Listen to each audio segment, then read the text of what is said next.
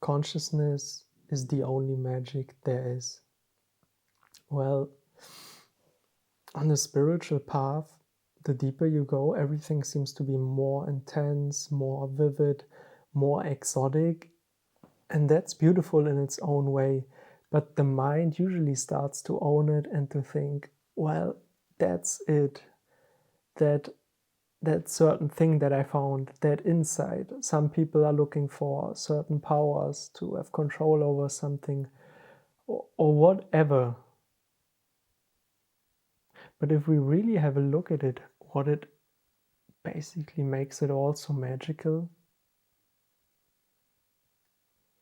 the answer is always consciousness. Well, every insight that we seem to have is just a conceptualization of something that we found very interesting. Maybe a certain belief system fell apart. Maybe a certain filter of the mind, how we perceive things, just fell off. And we are just blown away by the experience we are immersed in. Every insight that we feel like we're gonna get out of it, or maybe the deeper we understand, it's all just intellectual. It's all just to have some sense of knowing, which comes back to the desire for control, to have the feeling of here is somebody that has control over something, that can do something about another situation, just to own it and to claim it. But the biggest joy of it is actually to not know what's going to happen next, because you basically can't to not know what's going to happen tomorrow, to not know maybe even who I am, to not know what this is all about. Knowledge is the death of any kind of mystery. Knowledge is the death of consciousness.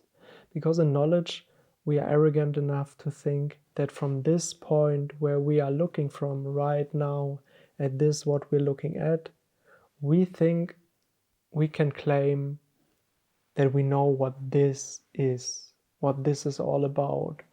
Really have a proper look. When you make such a statement, on which ground are you staying on to make such a statement? Give it a chance so this one can melt too. Give it a chance so this one can fall apart too. By looking at it, by being with it, but not through claiming, not through owning, because through owning you hold it together, then it's more compact, and in this compact ground that you're staying on, you can make those judgments, you can make this opinion up, you can make up basically anything because you have a solid ground to stand on. But put doubt into it, or just watch it, just be with it and look what truly is. And in looking and constantly watching it, you start to look for the gap in between, and the ground that you're staying on gets more loose and loose and loose until it falls apart. And then you can see that this whole sense of owning something or claiming something, well, it was literally the ground that you were standing on. And in not fueling it and watching it properly, it could fall apart. So be careful with any insight that is going to come up, because what you basically truly want is just to fall.